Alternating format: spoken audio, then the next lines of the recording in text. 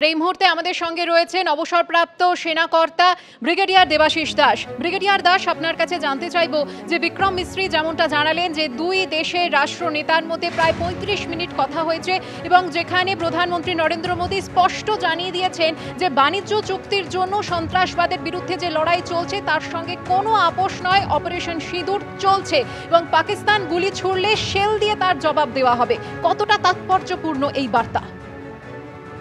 দেখুন, আমাদের পেহেলগামে আতঙ্কবাদী হামলার পরে রাষ্ট্রপতি ট্রাম্প আমাদের প্রধানমন্ত্রীর সাথে ফোনে কথা বলেছিলেন।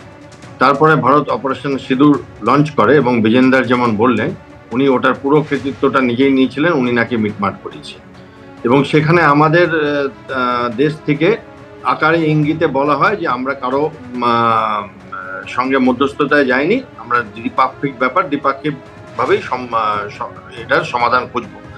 এবং আজকে সেটা প্রথমবার মানে বেল দ্য ক্যাট যাকে বলা হয়, বিড়ালের গলায় ঘন্টি ঝুলিয়ে দেওয়া হয়েছে। যতটুকু বুঝতে পারছি আমাদের বিদেশ সচিবের কথাবার্তায় যে ওনারা নিজেদের মধ্যে বলেছেন যে ভারত এতে কোনো মধ্যস্থতার প্রয়োজন মনে করে না এবং এটাও বলেছেন যে ব্যবসা বাণিজ্য তখন হবে যখন টেররিজমের থেকে পাকিস্তান সরে আসবে। এখানে একটা ইম্পর্টেন্ট ব্যাপার, যেটা আমার মতামত, যা হয়েছে আপনারা দেখিয়েছেন, আমার মতামত প্রথম কথা যে ট্রাম্প তার পৃথিবীতে মনে করেন যে তিনি হচ্ছেন মধ্যস্থতার মানে জনক।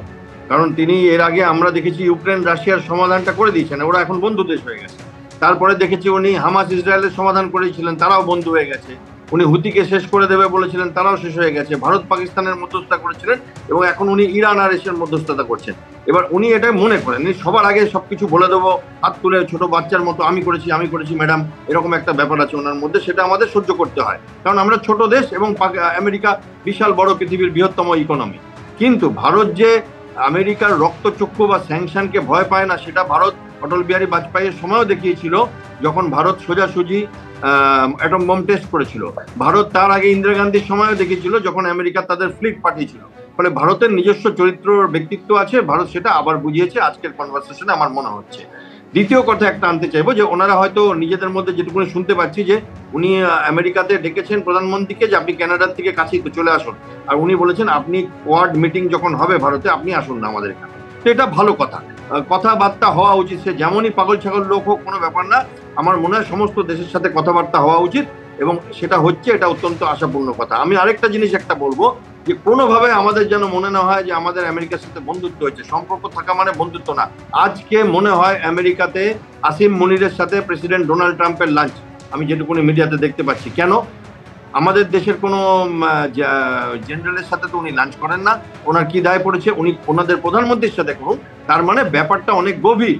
এবং ওনার এই আসিম মুনিরের যে ফিল্ড মার্শাল হওয়া, আসিম মুনির দারুণ কাজ করেছে, পাকিস্তান ভেরি গুড কান্ট্রি, এই বলে বেড়ানো সব জায়গায়। কেন? কারণ আমেরিকার কিছু বেস, কিছু জাহাজ, কিছু অ্যাটম বোমা ওখানে রাখা আছে চীন এবং রাশিয়ার বিরুদ্ধে কাজ করবার জন্য, এবং সেটা করছে পাকিস্তান আর্মি। সুতরাং আমার মনে হয় যে পুরো ব্যাপারটাতে উনি কমিউনিকেশন করেছেন, এটাই যথেষ্ট এবং বাকি দেখা যাক যে কেমন ভাবে এগোয়। ব্রিগেডিয়ার দাস, আপনি আমাদের সঙ্গে থাকুন। অর্থাৎ এই মধ্যস্থতা বিতর্কের মধ্যে প্রধানমন্ত্রীর এই বার্তা অত্যন্ত গুরুত্বপূর্ণ।